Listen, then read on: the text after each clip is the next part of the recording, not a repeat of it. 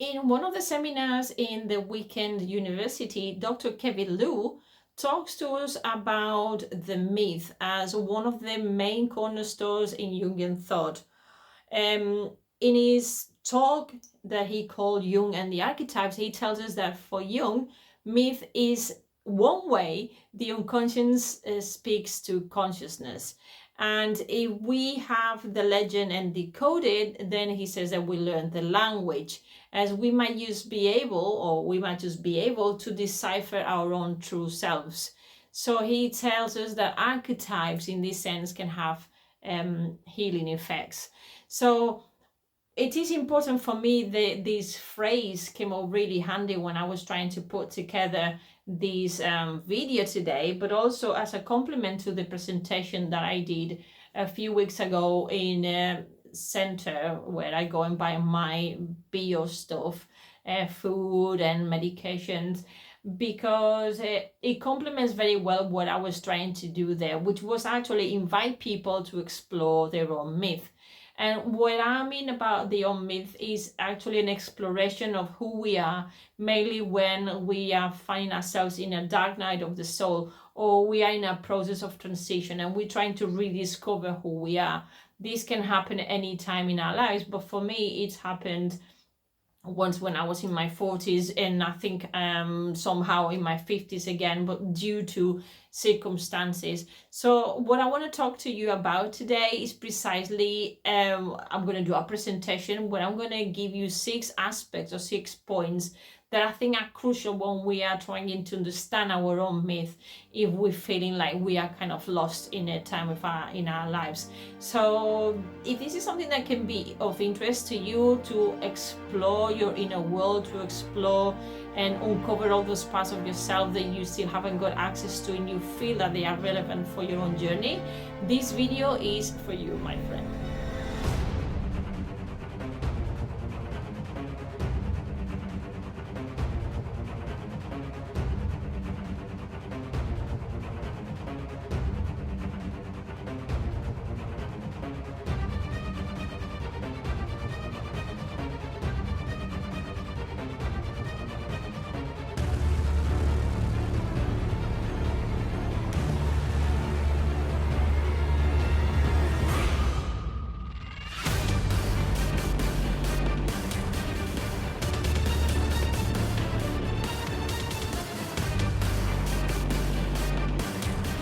Hello Gothic friend, this is Alice and you are in Gothic land, and welcome to the Gothic Descent, where I help you explore your inner myth, where I invite you to explore your inner images and all the archetypal world that exists within us, but also that we can see in our favorite literature and in our favorite artistic representations with all Gothic elements. So what I'm going to talk to you about here today is how to transform your mind through the exploration of your personal myth, because I believe that the answers are inside of us. It's just that it's not always as clear as some people might actually tell us that they are. And so what I want you to do is to discover your full inner potential through Gothic literature and Jungian psychology. So what I'm going to do first is to tell you a little bit about what is it that we're going to be doing. And in this presentation that can approximately take an hour, and therefore I want you to take this in little times, in pockets of times if you have. You don't have to do it all at once. I mean, if you do, that's great, because I think that then you make the most of it. But if you don't feel like you have the energies, it's okay. I invite you to be watching each module, because at the end of each module you'll have questions that I want you to consider and I want you to explore with time, no rush. We can move on quickly, but we don't have to do it fast. It's better if you actually have time to explore and to self-reflect. So what is it, and why exploring your personal myth can help you? I think it's very important, and looking around and observing my own journey and my own dark of the soul, I believe, I really deeply believe that unearthing our own story means actually restoring our understanding of life and death.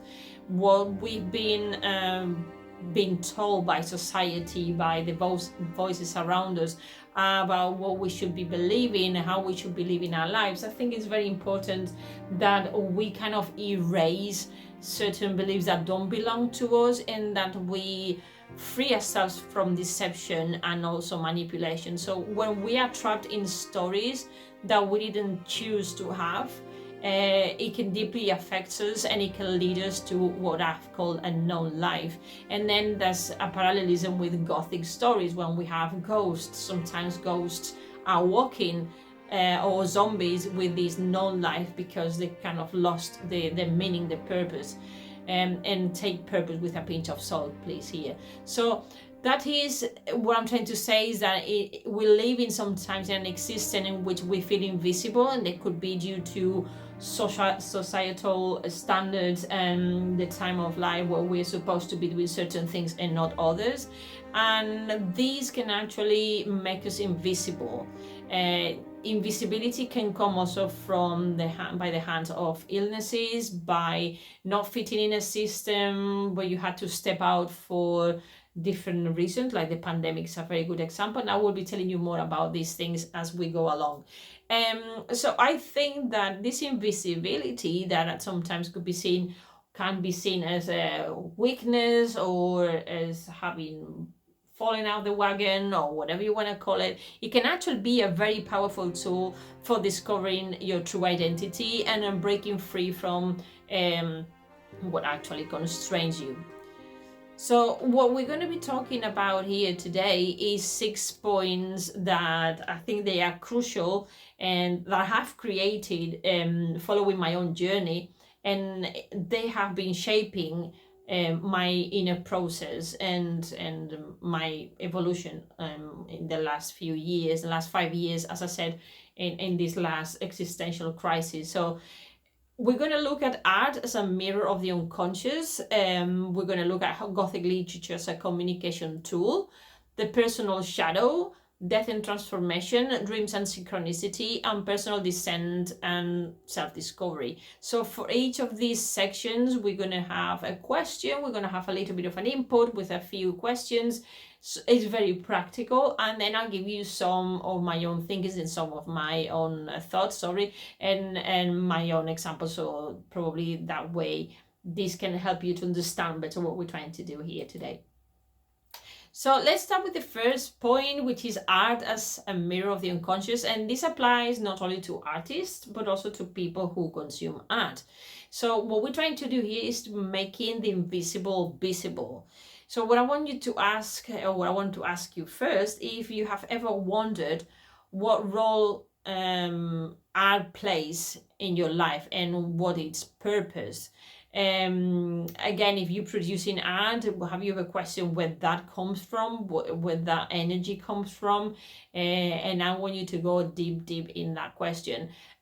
Also, what purpose? Why are you creating? Apart from maybe you make a living of this art, but really, why are you doing this? And what is the deeper purpose? I also want you to think if there's a story, film, book, or work of art that has deeply impacted you, so much that you dream about it even, or that appears in your art if you're a creator. And this is very interesting because sometimes we just produce things, or we consume certain products and we don't know why. And actually knowing where that need or that inclination comes from is very useful. Also, I want to ask you if you knew that art can actually reveal hidden aspects of your psyche, and in a way I've already been leaving you a few breadcrumbs while I was asking you the question. So that's also very interesting. So I would like you to pause for a minute, pause the video and answer these questions, and then come back to the video again. Why is this important? What we've done so far in this first part of the video is what we could see that Jung talk about the structure and dynamics of the psyche. So Carl Gustav Jung, if you don't know, he was a psychiatrist and a Jungian analyst. Jungian analytical psychologist. He was the person who created analytical psychology, which is classified as depth psychology. So for Jung, everything in the unconscious seeks to manifest itself and the personality also wants to evolve from its unconscious conditions and experience in consciousness what was previously only obscured. This is very important for the work that we're doing here, and it connects very well with Gothic productions, because the Gothic, in a way, is a very psychological space where we can explore a lot of what's going on in humanity's mind, our own inclinations, our own monsters. And by deciphering the messages, we can actually understand better what's going on within. So I want to do now another practical exercise connected to this phrase, this quotation from this book. And I want you to think of a literary piece of work, film, series, or song even, that has deeply impacted you. And I want you to write briefly about the following. What is it that impacted you from that song, that film, etc.? How did it impact you at the time? What actions do you take in the future as a result of this impact? What emotions or thoughts arise when you remember that work, even to this day? And to give you an example, I can talk to you about The Exorcist, which is something that I've not really continued working on, but I think it's a pending subject, because that was something that impacted me deeply when I was a child. The fact that we have another child who's possessed by something satanic, so by Satan itself, that makes it transform physically, but also the voice and the actions. That we have the savior's figure, also very dark, very gothic, because we have a priest dressed in black, and try to detach yourself from your Judeo-Christian belief if you come from that tradition, because if you come from a different culture, by looking at this priest, it's probably quite a spooky figure in itself. So the whole scenario is quite creepy.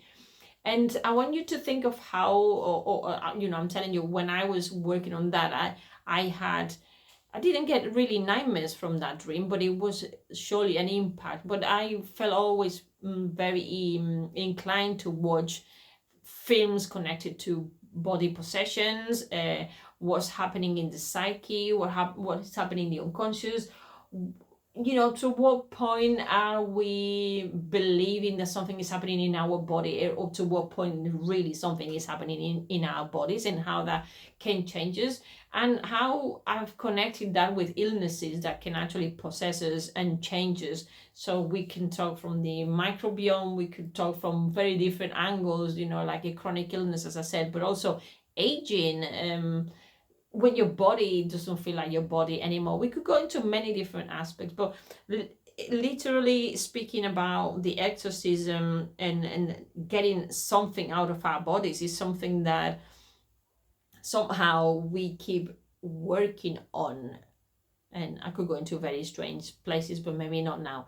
So I want you to think about that and let your own psyche, your own conscious develop connections, which is what we're trying to do here. And when you have answered those, for now, stop the video. When you have answered those, you can come back. Right, point number 2, Gothic literature as a communication tool. So for me, and probably for a lot of academics and other people, Gothic is the voice of the repressed, the unspoken, and it's the language of those trapped in imposed stories. The Gothic is much more than all these, don't take me wrong, and people dedicate pages and hours and books to talk about what the Gothic is. Just by defining it is so runny, it's so slimy, it so goes all over the place. The Gothic it goes in all the cracks, it's there in all the liminal spaces, and it's kind of a mode nowadays. So it's actually one of the spaces where we can find all these figures, internal figures, that we can analyze through the Jungian lens. So for example, when we look at productions like Frankenstein or The Modern Prometheus by Mary Shelley, we see how the monster within comes and arises. And what is this monster telling us about our social time, historical time, our own story, how we fit with that monster, or the monster that we create, depending on which angle we're talking about, how that tells our own myth and where we can actually end up doing, or things that can happen to us. So for example, if you look at the fragment that I've chosen for this presentation, we have Frankenstein telling us that I had worked hard for nearly 2 years for the sole purpose of infusing life into an inanimate body. You could think of an inanimate body as a business, as a project, okay? For this, I had deprived myself of rest and health. I had decided with an adult that had exceeded moderation, but now that I had finished, the beauty of the dream vanished and breathless horror and disgust filled my heart. Sometimes this can happen with a project, something that we might be dedicating a long time, and then it doesn't turn out as we thought it was going to be turning out. And it can be devastating, and it can take a lot of energies from us, and it can be despairing. But what I think we should learn is to embrace that process as well, because there's something alchemical that happens when something doesn't come to plan, and we discover a lot of things about ourselves and our own process and our own myths. So what I want you to do here is to work on your inner monster. And for that, I'm asking you the following. I'm suggesting for you to write or think about an experience in your life in which you created something beyond your control because of a part of yourself that you had been ignoring. And in that sense, I want you to ask what emotions arose during that experience. What part of you did you feel was repressed? And I can give you as an example, in the Spanish video, I talked about my language business when I had it. And but probably the second part of what I'm doing now, it could even be a clearer example. I mean, when I created my language school and I was building that, I wasn't taking into consideration probably the negative side of it, and I wasn't really being really objective. I was younger, I had less information about the psyche, I knew less about my own monsters, and I knew less about what could be ruining the whole process. And it was like my ego consciousness was too confident. Even though there were fears, I was very confident that it could work well. But then when it didn't turn out, in the end, everything has a process anyway, so anything has a beginning and an end. And I had not foreseen an end, and I have been thinking that it could be a project that could last forever, and even that my children could continue. I mean, a lot of businesses are like that, but in this case, we had a pandemic, we had a change of the social need for learning languages in the way we were teaching. People wanted different things, and there's a lot of the AI started already there with Duolingos of the world, and with a lot of other things that were happening at the time. And tendencies of the market were not quite in parallel with the project that we had created, or that I had created. So that developed, or that gave birth to emotions, and that were probably projections that people projected on me, and I was projected on them, and then I didn't know how to put limits, and it was a very difficult moment in my life. So I learned a lot from that. There was a lot of trauma from that. I did learn a lot of lessons, and that kind of led me to a second project, which is what I'm trying to do now with the Gothic, and talking to you about the psychology of the Gothic and how can all this make sense to us in our life, and why you should even bother. And that's also a process that is quite scary. It's tiring, it's confusing, and at the same time is helping me grow in ways I've not foreseen before. So you can see here some of the parallelisms. You can think of a project, but you can also think of a relationship, for example. So again, I want you to stop the video and then answer the questions, see how you feel about that, and then come back for the next section. Right, so we now on one of my favorite parts, which is the personal shadow. The personal shadow, we could dedicate a lot of time to that, but don't worry, for now I just want you to have a brief few brushes on what that means. and how it connects with the Gothic in our personal myth. So the personal shadow is that archetype. The shadow is an archetype in Jungian terms where everything that we have denied, suppressed, stays there. And it comes up in this kind of energy that sometimes jeopardizes what we're trying to do. We project it onto other people. That's how we can see our shadow. And it can come in other ways, but we just need to know about its existence, about its energy, about its about its energy, I would say. And so then we're aware of what happens in our psyche.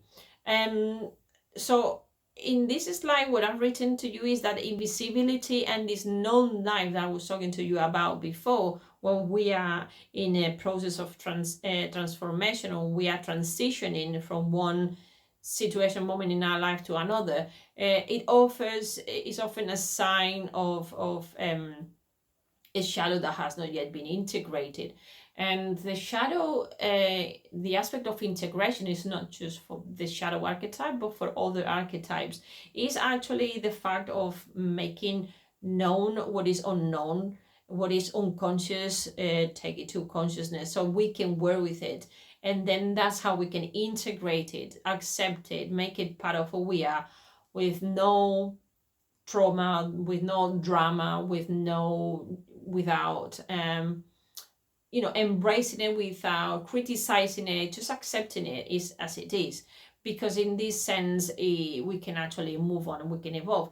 This is actually supported and backed up by neuroscience, and we can see this with Peps et al. Quote that says that progressive exposure to one's own fears aids in neural restructuring and the reduction of anxiety. Obviously, we have to do this very carefully. Part of this work can be done on your own, and it's okay. But if you encounter a traumatic moment, or you feel that it's too much for you, it's important that maybe you consider if you have to keep working on this aspect or not, because sometimes we can re-traumatize ourselves. And the best thing is to take this to a professional that can actually keep working on that area. So regarding the personal shadow, and we talked before about projection and projection and how we project, what I want you to do is to think of someone you really dislike without knowing why, or someone who triggers a strong emotional reaction in you. Normally Jungians say that where we find more rejection or more dislike and more discomfort is actually what we need to be working on, because it's part of our shadow, part of the work that we need to do. So for example, think about that person that you hate, that when he or she walks in the office and the first thing you think, without knowing why, sometimes it happens clearly with people we have never even met, that we just seen in the street, that we have a preconceived idea of that person, and we just start saying, well, he or she is showing off too much, he or she wants to take a lot of attention. So we talk in third person singular. And after you have done that list, if you put all those characteristics that you kind of dislike, hate, and is in your good, and is in your reaction, is you can't help it, and you put in first person, and then you say, I'm that person that walks in a very whatever you used before in the third person. So he's someone who, I'm always wanting to get attention. I'm always trying to be in the middle of the conversation. I know I'm always wanting to be noticed by whatever. And you realize how painful that is. I think Marie-Louise von Franz talks about her own shadow in one of the interviews that she has online. And it's very interesting when she talks about how painful that process is. But then when you realize at the same time how much power that has to keep moving on. So when doing this exercise, ask yourself what aspects of that person are so difficult for you to accept, and then if you see those aspects in yourself as well, and that's where the transformation will take place. So again, take your time, pause the video, and come back for the next part when you've done.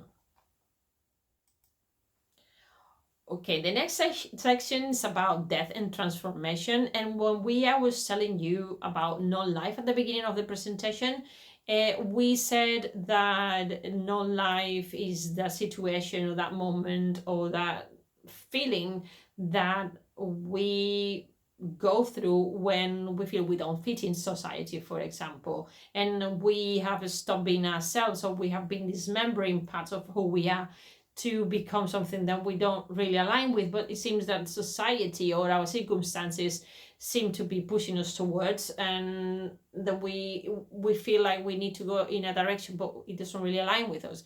And an example of this non-life, we can see with these one of the episodes in Supernatural. I mean, we can see that in a lot of the episodes of Supernatural, but it's a kind of symbolic death. And it can be, the symbolic death can be a threshold to truth, to true transformation. I mean, in Supernatural, there are many times where we find physical death that takes us to a very deep, profound death and transformation. And sometimes the transformation comes from a more metaphorical, more symbolic death. And it's very clear for those of you who follow Supernatural, you're going to see straight away what I'm talking about. But for those who don't, Dean Winchester and Sam Winchester, they two brothers, and the main guys who carry out this story of the father who's running after the demon who killed the mom, and they've turned the father's quest into their family business. And what we see here is one moment where Dean meets death, the first death, because we're going to see all the deaths throughout the series. At this moment, Death is actually giving him a ring that he possesses, and that they need for stopping Lucifer, who at this point in the Judeo-Christian tradition, and this story, this series is based on the Judeo-Christian tradition very much, even though they contemplate other folklore and pagan stories. It kind of shows and represents the type of world that we live in, so that's why we like it so much as well. But that's a story for another day. So what we see in this episode is how Dean tries to negotiate. First, he's scared of the unknown. He's scared of Death actually trying to get rid of him, and it's very even funny at some points how food represents this negotiation relationship. By the way, if you want to know more about the importance of food in Gothic and in horror, I have an interview with Dr. Alexandra Pino in this channel that you might want to visit if you want to go in depth regarding the meaning of food in Gothic and horror films and books. And so in this sequence that I'm going to play for you, you're going to see, and I want you to pay attention of what they say, the body language, also the vocabulary they're using, to see how this transformation, or what you can actually foresee that may happen later. If you've seen all the series, you know which type of death and transformation Dean goes through, and how he's got to negotiate. This actually expresses and represents very much what we go through every day in our lives. We're constantly negotiating death. We're constantly negotiating with the elements, and sometimes the physical death is not the end, and otherwise we wouldn't have ghost stories. And the physical death can be change, is the death of your old you and the new birth of a different person. And in fact, in the series, we see how the characters evolve throughout the whole 15 seasons. Anyway, I'm going to play for you this now, and then when you come back, I'm going to ask you some questions.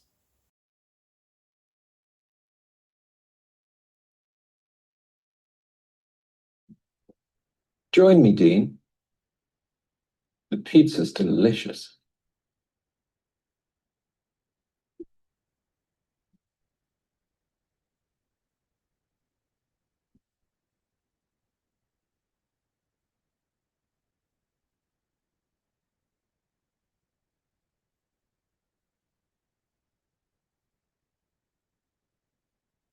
Sit down.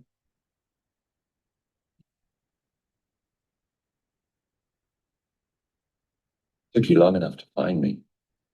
I've been wanting to talk to you. I'm gonna say, mixed feelings about that. It was just the part where you kill me.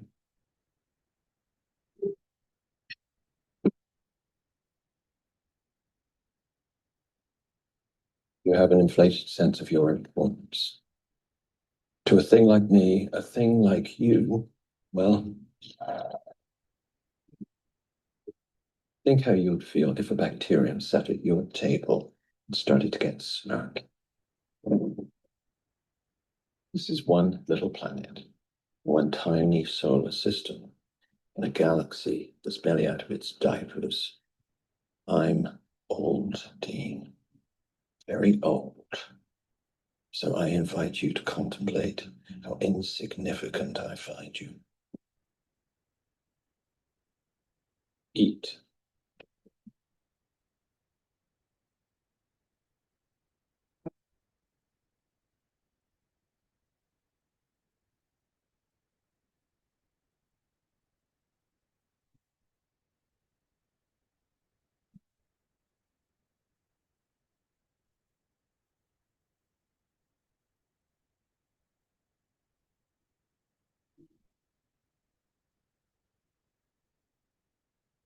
Good, isn't it?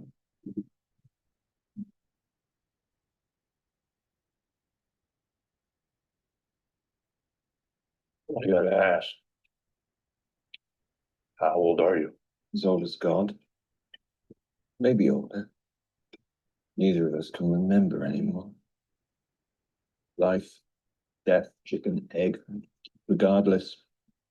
At the end, I reap him too. God? You'll reap God? Oh, yes. God will die too, Dean.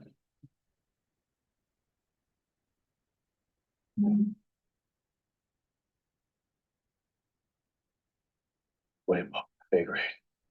Just a bit. So then why am I still breathing? Sitting here with you. What do you want? The leash around my neck off. Lucifer has me bound to him. Some unseemly little spell. He has me where he wants, when he wants. That's why I couldn't go to you. I had to wait for you to catch up. He made me his weapon. Hurricanes, floods, raising the dead. I'm more powerful than you can process, and I'm enslaved to a bratty child having a tantrum. Did you think I can unbind you? There's your ridiculous bravado again. Of course you can't. But you can help take the bullets out of Lucifer's gun. I understand you want this. Yeah, I'm inclined to give it to you. To give it to me? That's what I said. But what about Chicago? I suppose it can stay. I like the pizza.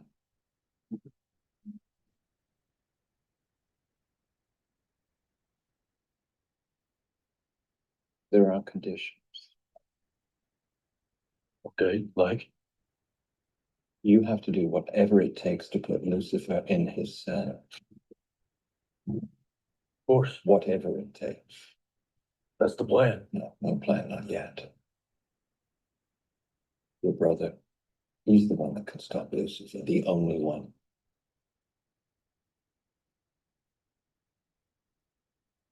And the questions are the following. So, as we have seen in this part, there's something that might not appear there, but what is suggesting to us is the need to accept the cycles, which you cannot probably see only in this fragment, but overall in the whole series that is pretty clear.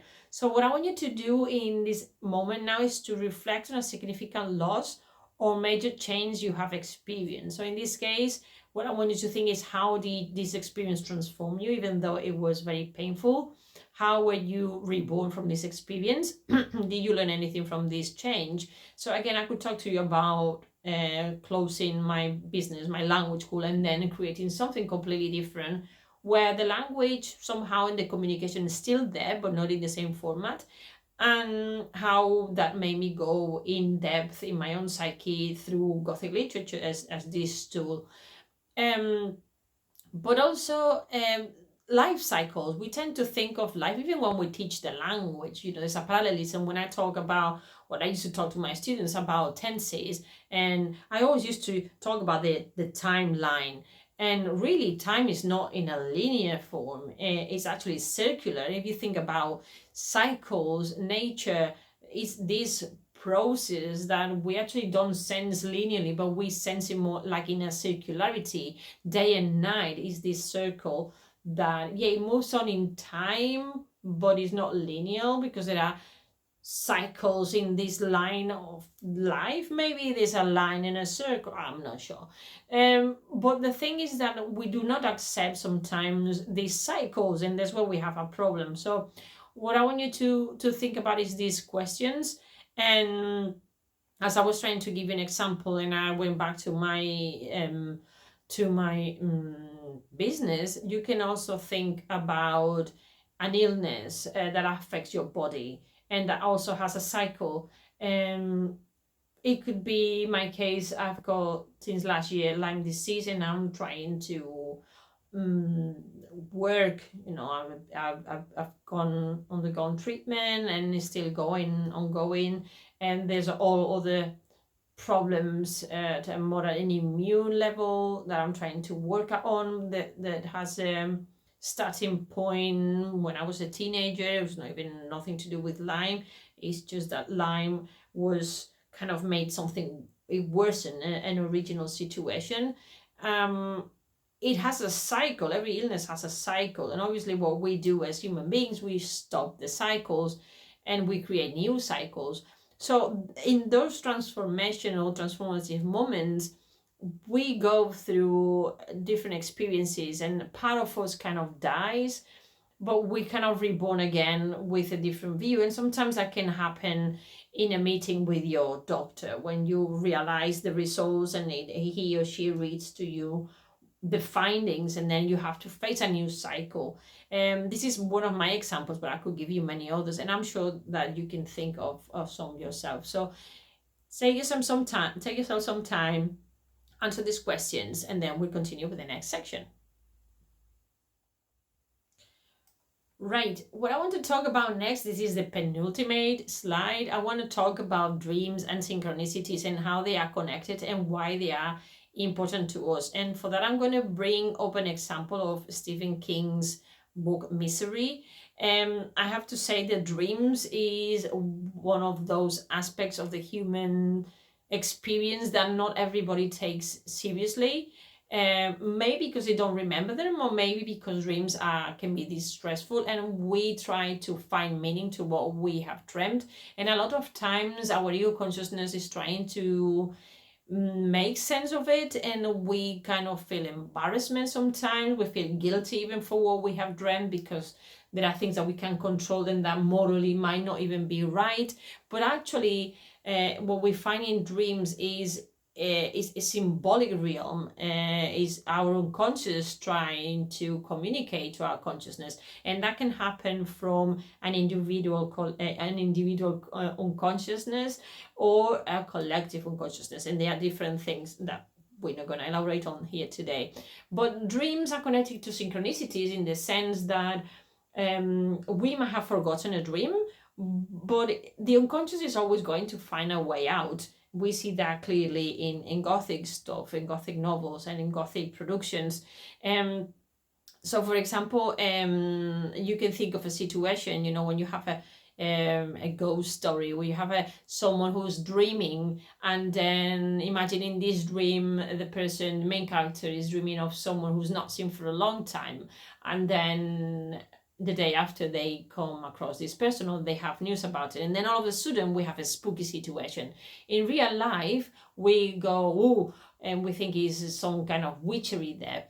But maybe when Jung and the Jungians talk about synchronicities, they're talking about how this synchronicity, or this external element, kind of lines up with something that's already going on inside. And all is happening is that our unconscious is trying to talk to us through these situation that is happening and taking place outside. One example that Jung uses in his book Memories, Dreams and Reflections is actually the example of the golden beetle, where he had a patient who was working on her personalities, her ego problems, and she was very rational, and she was telling Jung about this dream that she had about a golden beetle, and that she kind of didn't really believe the power of dreams, and Jung was trying to explain to her this connection and how it could help her to move on. And she was telling him about this beetle, golden beetle that she had dreamt about. And all of a sudden, there was this tap on the window, and there was this golden beetle outside, which wasn't, I think, if I understand right, it wasn't kind of a normal thing to find in that place at that time, but it was so synchronous that Jung said, "Here you go, this is your beetle." So she kind of had to believe in the end. I think she ended up believing, understanding better what Jung was trying to tell her because of this synchronous moment.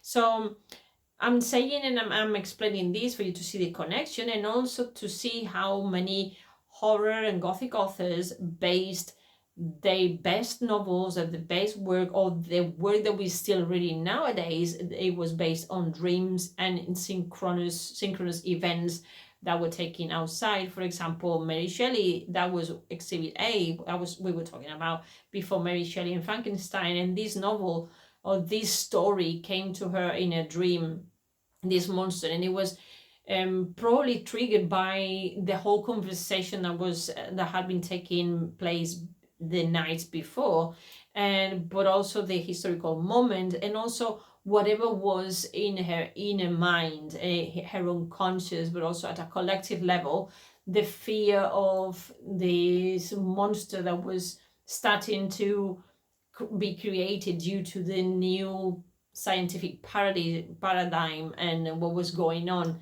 in the 18th century, and all this scientific evolution. But we could talk about this forever, and there are thousands of academic essays and research that I've not read, but that I know are there, and I've just read fragments, and I know that people do a lot of work on that, but maybe it doesn't go, I don't know how far they go, I can't really say. But the thing is also, we find the Castle of Otranto by Horace Walpole was also based, part of the dream that he had was turned into the novel, and there are many others, right, from the Gothic books and horror films and horror stories, a lot of them, and non-Gothic and horror stories, a lot of these, let's call them influences or inspirations, come from actually the unconscious. So going back to Stephen King, we see that, as I was saying, it is often through dreams and synchronicities that we become aware of being trapped in somebody else's story. So that's another thing that can happen to us, that these stories can kind of take over. So if we look back at Misery, we see that it was actually inspired by a vivid dream that Stephen King had during a transatlantic flight to London. And in the dream, he imagined a writer held captive by a psychotic fan, which was a scenario that was used as a foundation for the novel. But furthermore, to add to this creation of this book, King also in some interviews has acknowledged that his personal struggles with substance abuse was one of the reasons, or one of the elements that influenced the creation of the character of Annie Wilkes. And he says the following, he says, "Annie was my drug problem and she was my number one fan. God, she never wanted to leave." So regarding the exercise that we're going to do now, talking about meaningful dreams, I want you to write briefly but in detail about a recent dream that impressed you. We could even use an old dream if you feel more comfortable, a childhood dream that is something that you've been wanting to work on for a long time, something that even a repetitive dream, and think of the following aspects. So I want you to think of what could the symbols that appear mean, Could you connect them beyond your personal experience? What are your connections regarding this dream?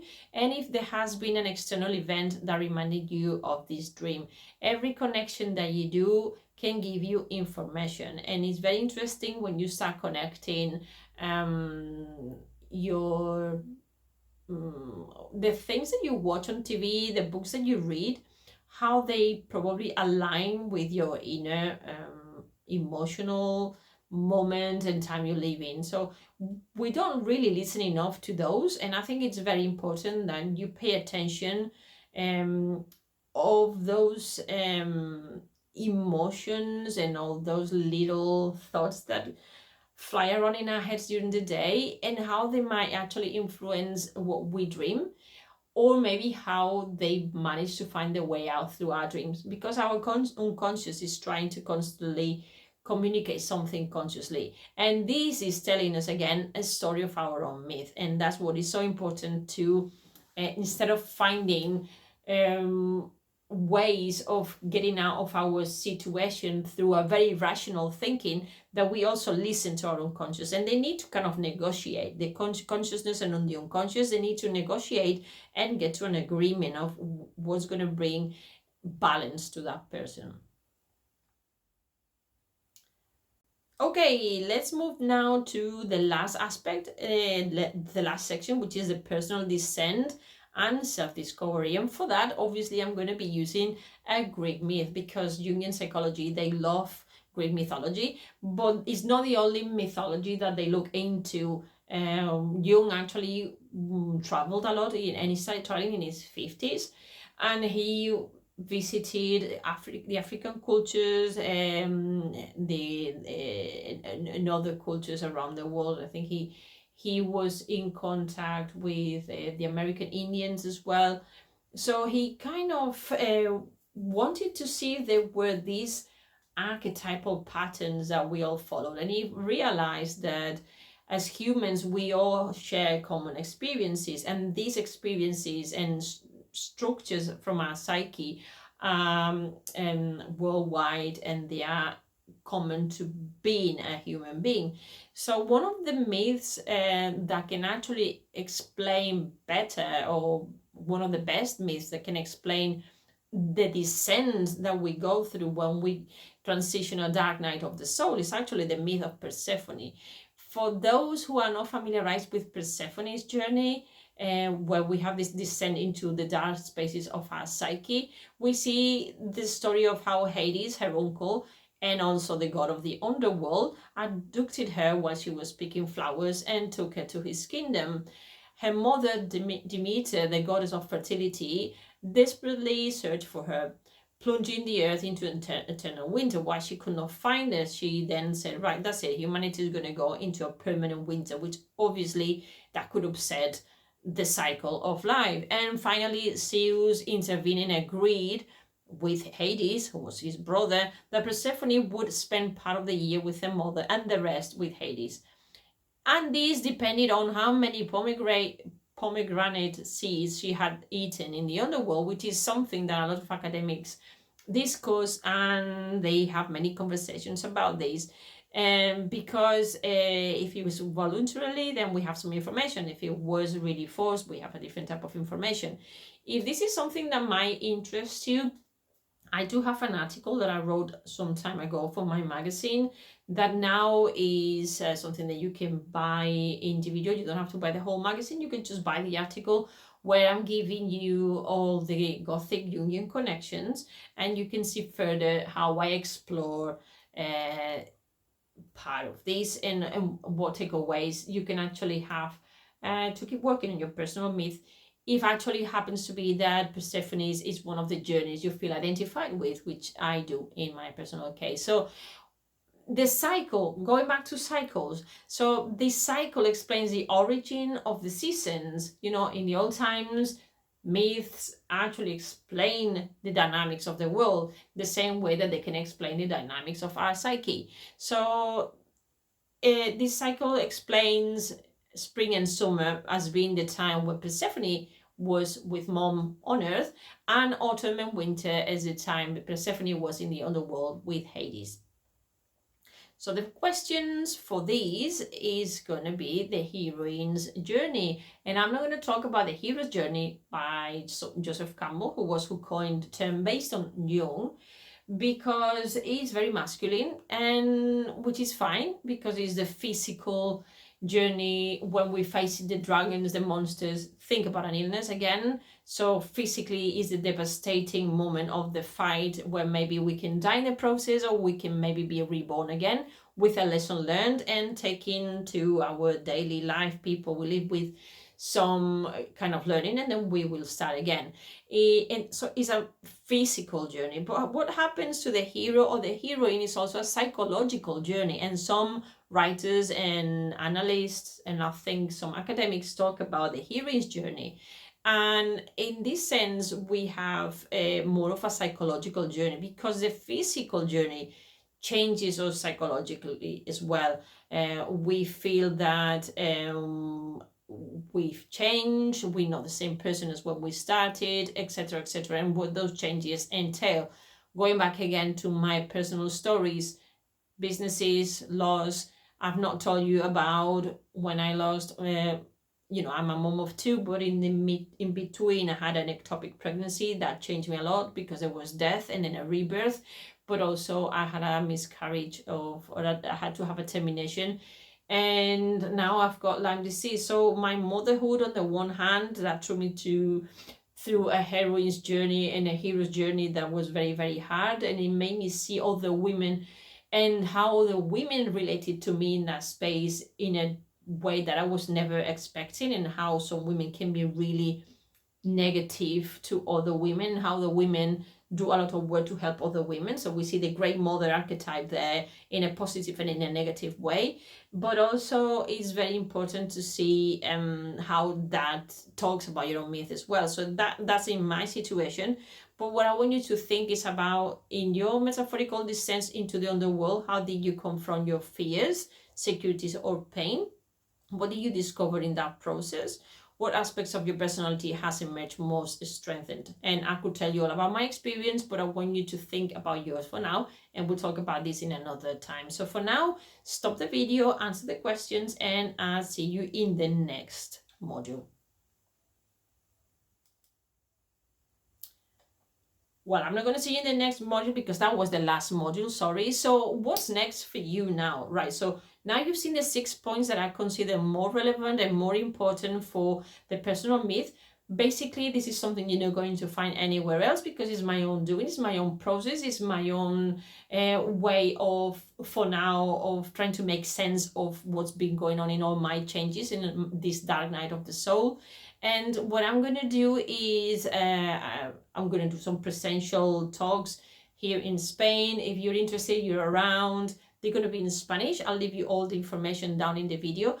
And the same talks and the same workshops and the same products is going to be online on the dates I'm leaving you now on the screen. So all the different units, the different aspects are going to be amplified, and we're going to be working more in depth on the different dates that I suggest you there. But for you to know when this is going to happen and you don't miss a thing, what you have to do is to subscribe to this channel, to click the bell, and to make sure you follow everything. The other thing that you can do so you don't miss a thing is to go to gothicalice.com, which is my webpage. It's mainly a blog, but I'm updating it constantly until I find my own journey and how I want it to explain and represent what I do and how I'm helping other people in this process as well.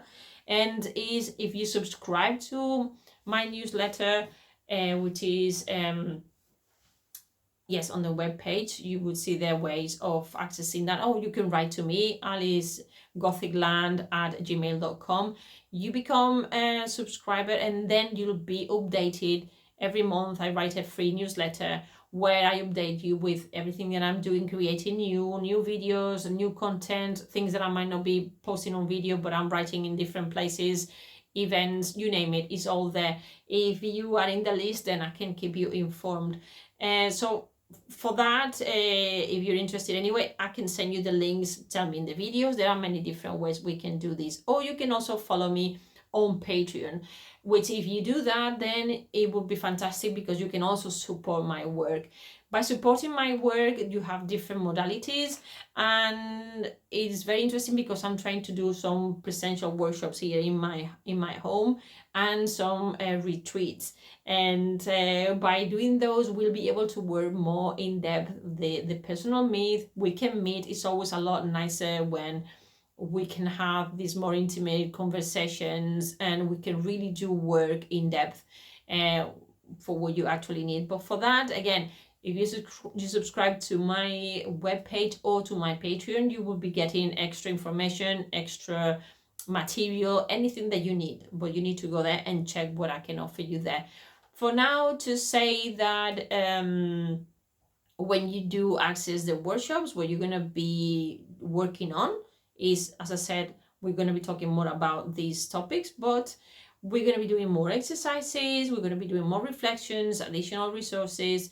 If you cannot come or attend to the sessions, then they'll be recorded and I'll create context in a way for you to be talking to me, forums, etc., etc. Depending on the people who come, I'll find a way to actually create this group so we can keep the conversation going and sharing our experiences. So since you are here, I want to offer you something free, which is a little gift called Unveiling Your Inner Gothic. And if you go to my webpage, you're going to see that Unveiling the Gothic or Your Inner Gothic is a free downloadable, which is a 6-day guided journal for self-discovery.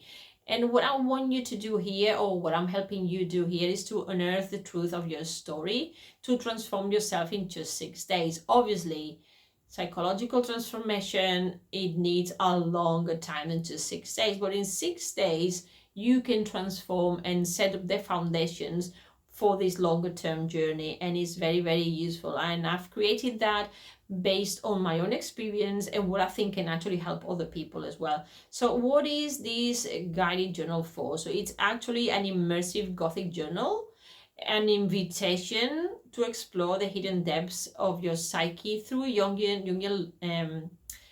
through Gothic literature, Jungian psychology, but also your personal storytelling. Your personal story is super important. So it's not just any journal, but an invitation to explore the richness of your inner world.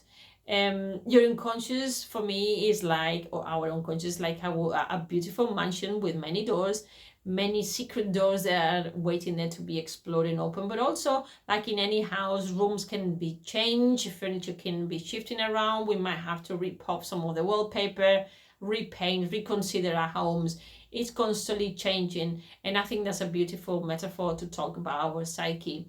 Why does this journal matter to you? Well, the Gothic has often been misunderstood.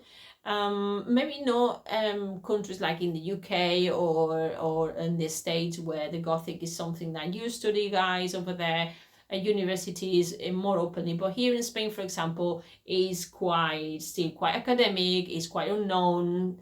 It doesn't matter how many people I talk to, that I always have to teach about the Gothic and from the very basics of it. So basically, what you have is a journal that helps you engage with the Gothic themes, and particularly those of death and the unknown, and to unlock the potential for transformation.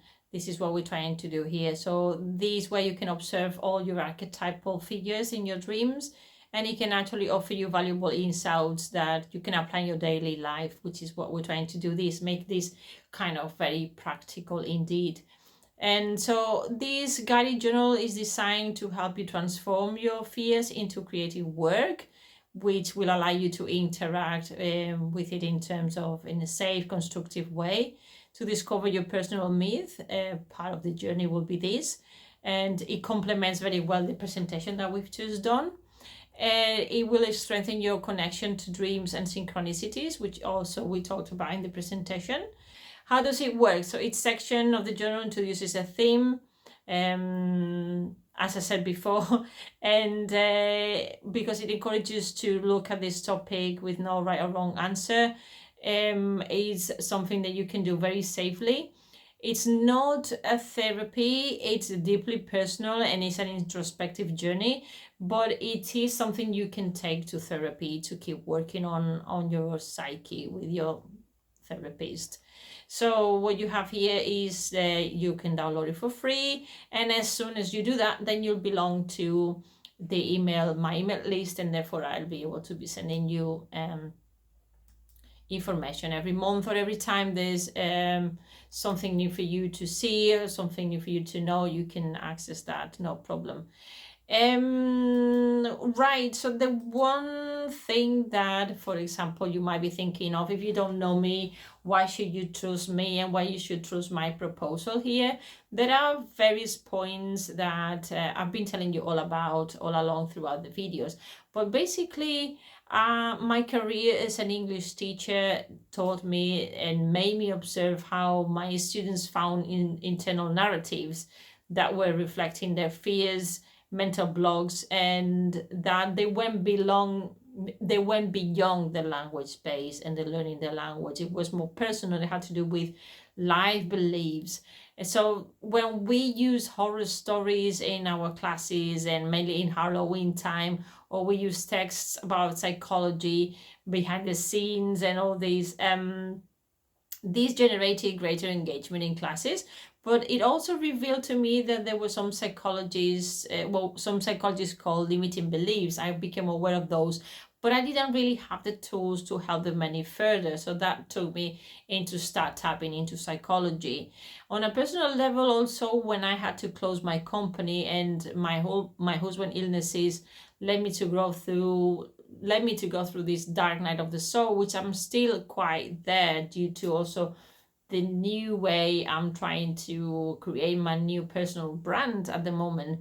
This has been leading me to an existential crisis, and therefore a descent into my unconscious. And in a way, I don't have it all worked out for you. I'm just sharing you my journey and what has worked for me so far.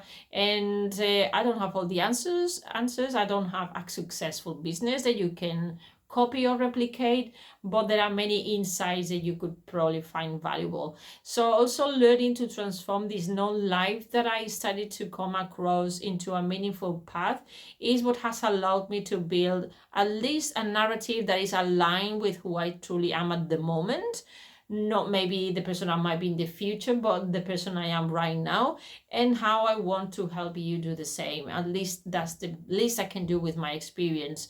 And also, and last but not least, exploring the Gothic literature, art, and Jungian psychology has made me understand that in darkness we can find answers and inexhaustible source of inspiration. I mean, I am an English philologist after all, and I have a master's in Jungian psychology, and I keep doing many courses because Jungian psychology analysis is very complex. It takes a long time, and I'm just a scholar who is very curious and who, through this curiosity, wants to help you learn more about yourself. And if that is of any use and you want to join me, then you're very welcome.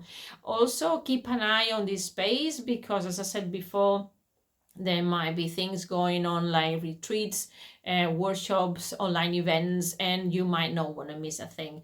And I'm going to close by saying a next step that you can take, which is to think about what impacted you most during the session that we've just had, and do the following exercises again. So I suggest you write a short statement or commitment to yourself about continuing to explore your personal myth through Gothic literature and Jungian psychology. And I also want you to ask what aspects you feel you need to explore.